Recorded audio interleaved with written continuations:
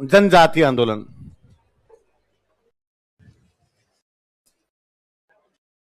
Tribal movement. कौन सा आंदोलन? Tribal movement. तो थोड़ा सा वापस बताता हूं, एक तो है ना, थोड़ी सी इधर बात सुनना। हमारा जब संविधान बना 1949 में, जब संविधान बनाया गया देश आजाद होने के बाद, तब हमारे संविधान में दो लिस्ट जोड़ी गई। क्या जोड़ी गई? दो। एक लिस्ट को हम बोलते हैं एससी, एक को बोलते हैं एसटी। कौन कौन सी दो थी? एससी और एसटी। अच्छा, ये देखा गया कि समाज में कुछ वर्ग ऐसे हैं जो आगे चले गए, कुछ वर्ग ये हैं जो पीछे रहे। ये समाज की ड्यूटी बनती है कि समाज में जो वर्ग पीछे रह गए उनको बराबर लाया जाए। अपने घर में 4 भाई है, एक भाई कमजोर रह गया, 3 भाई आगे निकल गए, तो 3 भाइयों की ड्यूटी है कि उस भाई को भी सहायता करो और सहायता करके उसको अपने बराबर लेके आओ। तो समाज में भी कुछ वर्ग पीछे रह गए, कुछ वर्ग आगे निकल गए, तो जो वर्ग आगे निकल गए वो इन वर्गों को क्या लेके साथ में लेके बराबर लेके इनको, इसलिए इन वर्गों के लिए आरक्षण की व्यवस्था की गई। किसकी व्यवस्था की गई?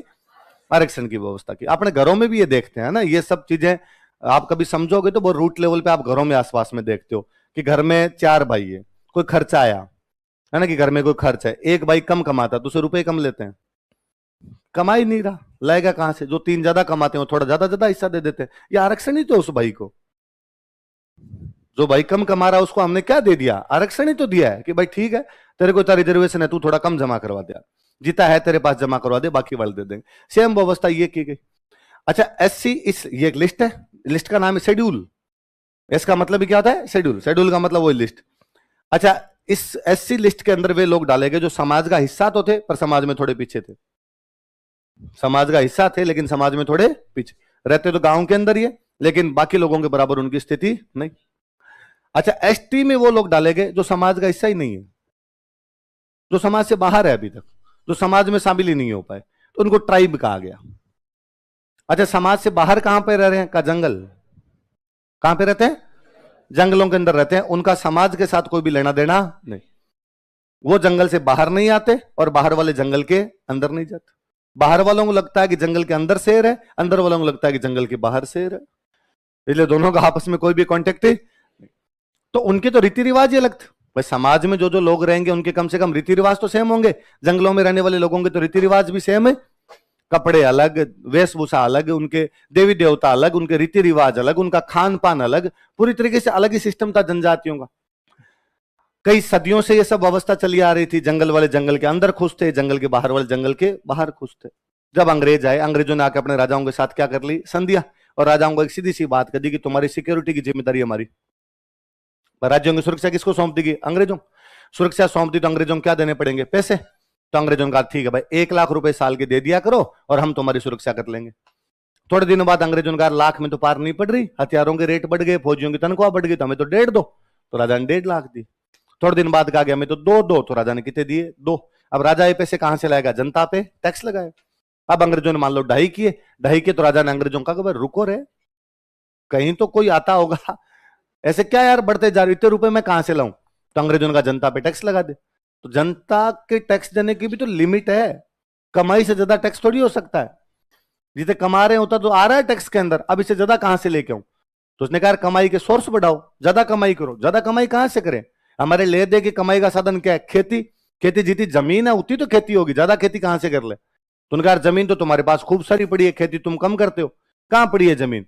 तो ये देखो तुम्हारा क्षेत्रफल तो है 17,000 वर्ग किलोमीटर, खेती तुम करते हो 7,000 में, सब 10,000 में हमारे जंगल है का एग्जैक्टली वही तो कह रहे हैं, काटो। क्यों है ये जंगल? तो अब राजा ने क्या कटवाए? जंगल। जब जंगल कटवाया तो जंगल के अंदर रहने वाले लोगों का बाहर रहने वाले लोगों से आमना सामना हुआ, तब पहली बार वो एक दूसरे के कांटेक्ट में। अच्छा, जब वो जंगल में रहते थे तब उनकी खेती करने का तरीका ही अलग था। वो एक जंगल एक इलाके के अंदर रहते हैं, उनकी खेती का तरीका ये है कि 2 साल यहां खेती करेंगे, 2 साल बाद यहां छोड़ देंगे, यहां खेती करेंगे, बाद में यहां खेती करेंगे। झूम झूम के खेती करते हैं, बोलते झूमेंगे, क्या बोलते हैं उसको? 2 साल यहां झूम लिए, आगे 2 साल आगे झूम लिए, फिर आगे झूम लिए। तो उनके झूमने का तरीका ही पूरी तरीके से अलग हो रखा था, अलग अलग खेती किया करते थे। अच्छा, वैसे नॉर्मली अच्छा शब्द है इसका एक, हम बोलते हैं स्थानांतरित खेती। क्या बोलते हैं? इंग्लिश वाला शब्द और इजीली जल्दी याद हो, शिफ्टिंग। Shifting agriculture. कौन सी एग्रीकल्चर है? एग्रीकल्चर को शिफ्ट करते रहते हैं, एक बार यहां की, बाद में यहां की, बाद में यहां की। अब जब राजाओं ने जंगल काटे, इन लोगों का बाहर के लोगों के आमना सामना, तो राजाओं ने कहा कि शिफ्ट नहीं, झूमना बंद। आज के बाद ए का खेत ये बी का, ये सी का, ये डी का, तुम अपने अपने खेत में खेती करोगे और हमें टैक्स दोगे। इससे पहले तक इन पे कोई भी टैक्स, ये थोड़ी बहुत ही खेती करते, ज्यादा खेती नहीं करते। इनकी मान्यताएं उसी प्रकार की थी, धरती माँ है और धरती माँ का पेट नहीं चीरा जा सकता, और हल चलाओगे तब तो उसमें पेट चीर जाएगा, तो हम पेट नहीं चीरेंगे, हल नहीं चलाएंगे। तो क्या करोगे, तो फावड़ा लेके ऊपर ऊपर से खोद देते, थोड़ा थोड़ा सा उसमें बीज डाल देते, जितना हो जाता खा लेते, ज्यादा अपने को आवश्यकता नहीं। अब राजा ने कहा कि नहीं नहीं, चलो चीरो चीरो पेट, माँ का पेट चीरो एक तो, और यहाँ पे खेती ज्यादा करो, जितनी ज्यादा खेती होगी तो ज्यादा राजा को क्या मिल जाएगा, टैक्स। तो राजा को अपना फायदा था, तो राजा ने इन पे क्या लगाना शुरू कर दिया, टैक्स। अब इनकी ये बात समझ में नहीं आई कि ये टैक्स किस बात का है। इन लगता था खेती हम करते हैं तो फसल ये लेके क्यों जाता है। फिर राजाओं ने टैक्स लेना शुरू कर दिया नकदी में।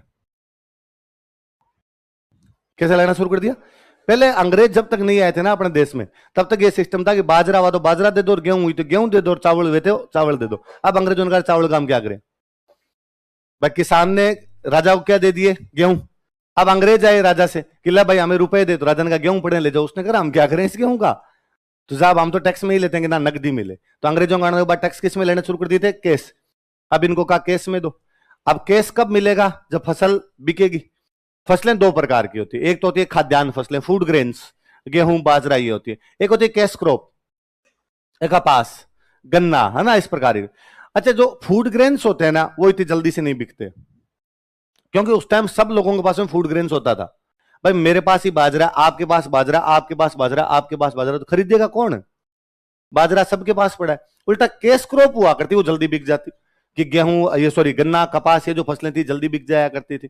फूड ग्रेन्स इतनी जल्दी नहीं बिकते थे, तो फूड ग्रेन्स आपको मंडी में लेके जाने पड़ेंगे, मंडी में जब बाणी की जीम आएगी तब आपसे खरीदेगा, 5-7 दिन वहां रुकना पड़ता था, हो सकता है वो कदे पैसे 15 दिन बाद में लेके जाना। तो फूड ग्रेन्स को बेचना और उसके पैसे लेना इतना संभव नहीं था।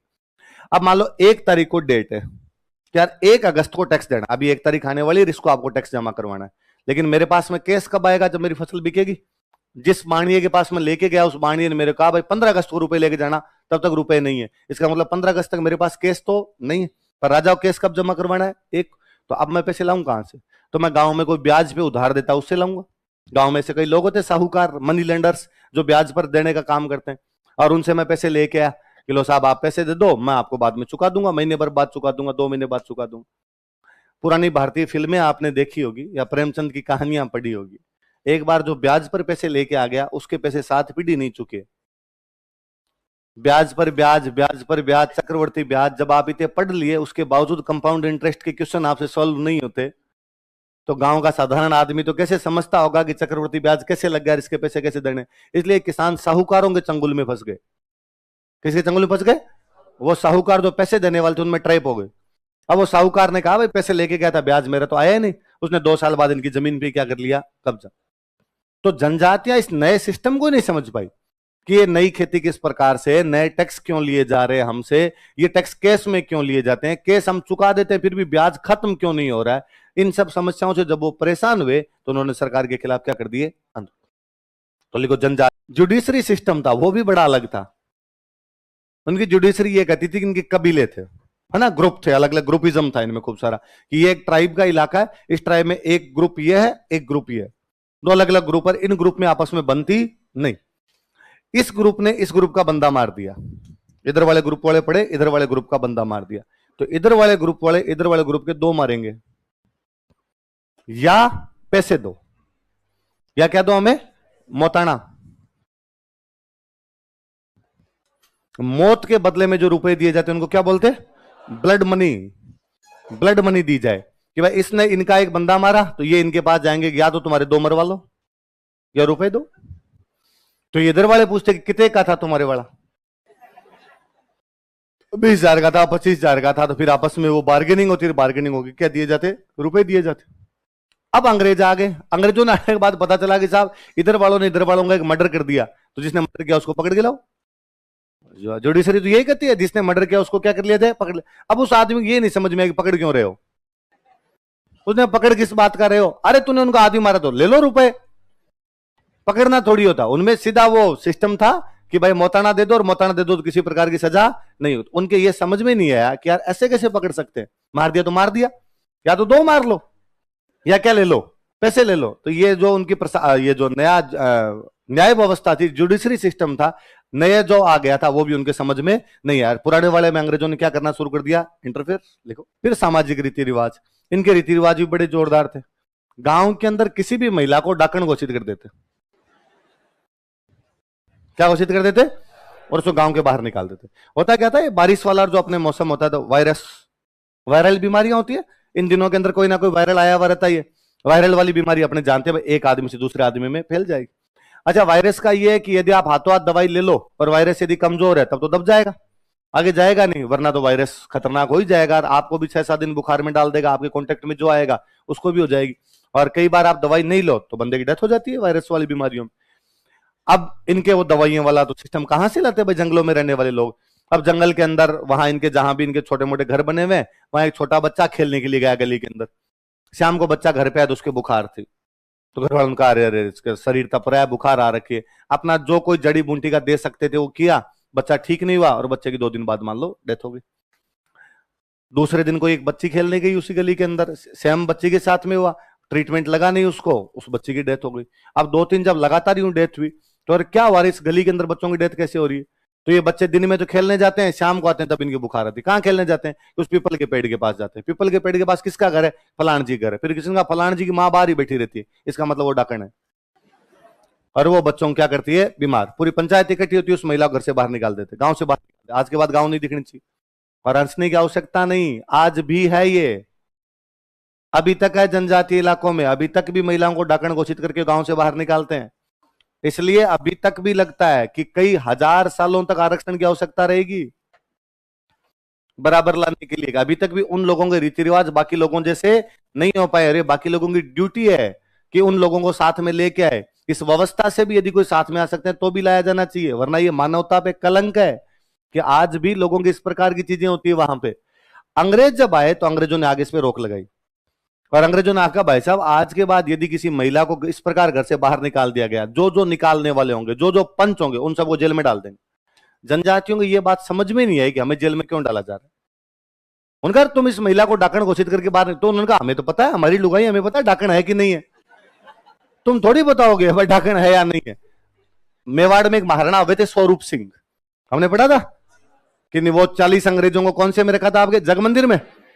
इन्होंने डाकन प्रथा पे रोक लगा दी थी 1853 में। कब लगा दी थी, ये बड़े नाराज थे इन चीजों से। और ये मैंने आपको बात बताई थी, अपने जनजातियों की बात क्यों करें।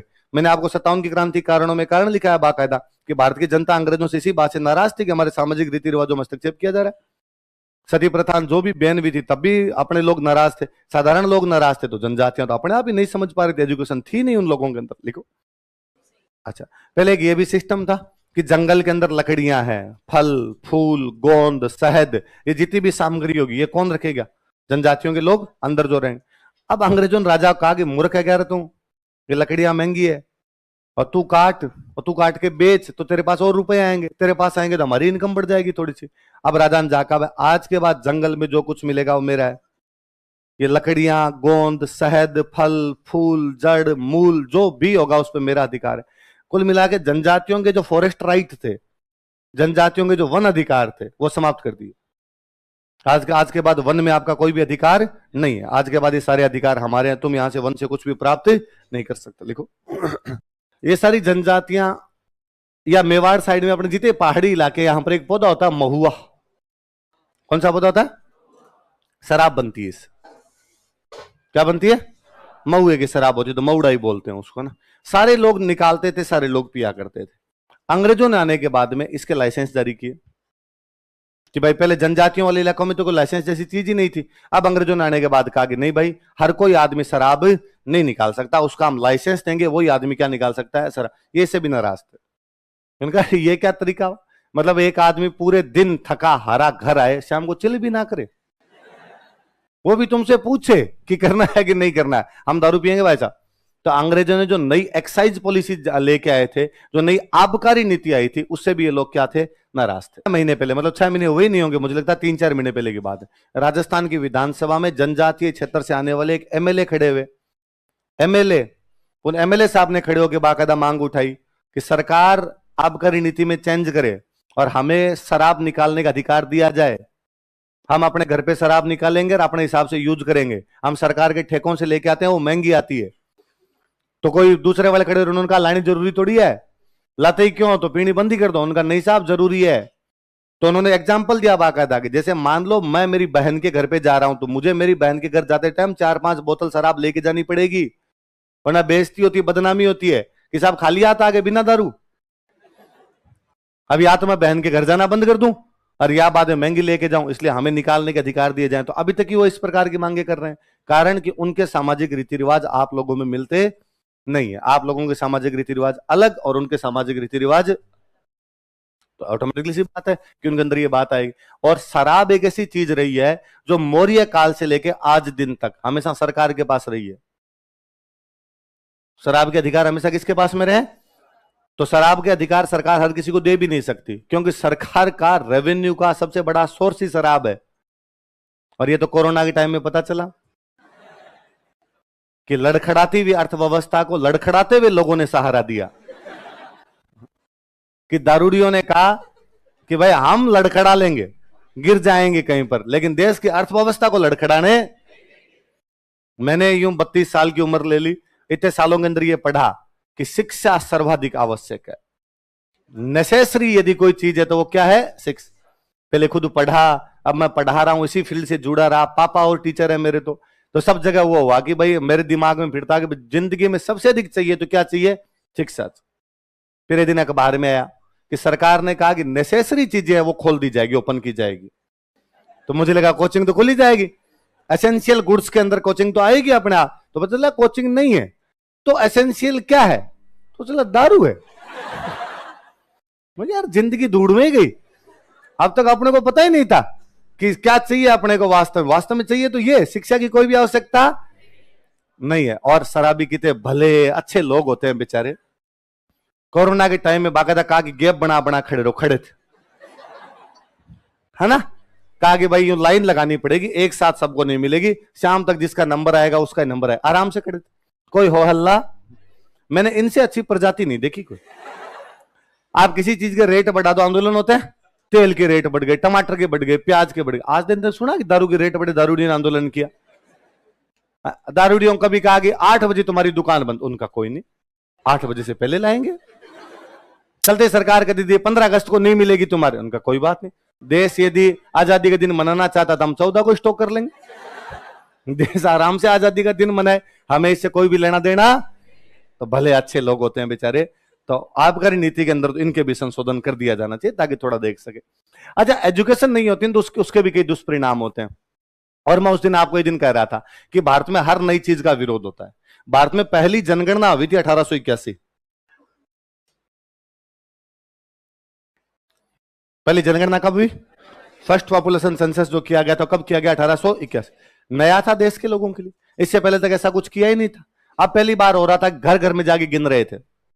अंग्रेजों के अधिकारी आते और आगे पूछते कि हाँ भाई कितने लोग, पुरुष कितने, महिलाएं कितनी, बच्चे कितने, उम्र कितनी, गाय कितनी, भैंस कितनी, घर कितने, झोंपड़े कितने, एक एक लिखते हैं जनगणना वाले कॉलम के अंदर।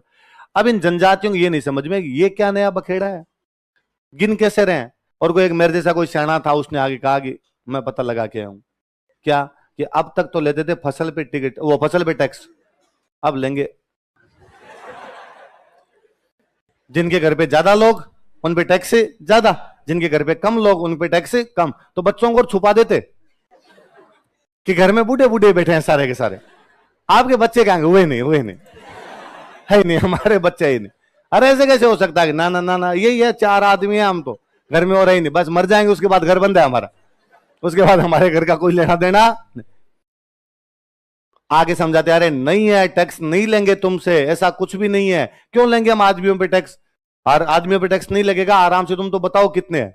इतने में कोई नया आदमी है आप जैसा, उसने आगे नई सूचना दी। उसने कहा कि ये नहीं है, टैक्स वाला नहीं है। मुझे एक नई बात पता चली, क्या, कि अंग्रेजों की लड़ाई चल रही है अफगानिस्तान में, और उन दिनों में अफगानिस्तान में लड़ाई चल रही थी। हाँ तो क्या घर में आगे चेक करते हैं कि जवान टाबर कितने हैं, जवान लड़के कौन कौन है, फिर कभी युद्ध में भेजेंगे पकड़ पकड़ के। फिर पूरी लिस्ट होगी इनके पास कि उस घर में 2, उधर कम पड़ रहे हैं, उठा लो 2 को। भेजो अफगानिस्तान लड़ने के लिए। तो जनगणना वाले जब आते तो यंग लड़के जो थे वो भाग जाते, ये गिनेंगे ये लिखेंगे। इतने में एक जैसा तो कोई अल्ट्रा टाइप का ही बंदा था, वो नई न्यूज लेगा, उसने कहा चौप मैं एकदम नई न्यूज लाया हूं, अरे ऐसा कुछ भी नहीं होने वाला है, न तो ये टैक्स लगाएंगे ना ये भेजेंगे, तो अब क्या नया बखेड़ा। उसने कहा ये तो घर पे आके लोगों का साइज चेक कर रहे हैं कि मोटे लोग कितने हैं पतले कितने हैं। क्यों, मोटे पतले का क्या करेंगे कि बाद में मोटे आदमियों को मोटी लुगाई और पतले आदमी ये जो साइज डिस्ट्रीब्यूटेंस जो हो रखा है ना, अभी तक जो वितरण गलत हो रखा है, ये नहीं चलेगा भाई साहब। अपने साइज देखो, साइज के अनुरूप लिया जाना चाहिए, दूसरी कोई भी चीज नहीं होगी। हाँ मिन्ना भीतर बन जाएगी सॉलिड बॉडी, नहीं, पहले से इसकी सॉलिड बॉडी है, वो सॉलिड बॉडी वाले के साथ में रहेगा। आपने लिखो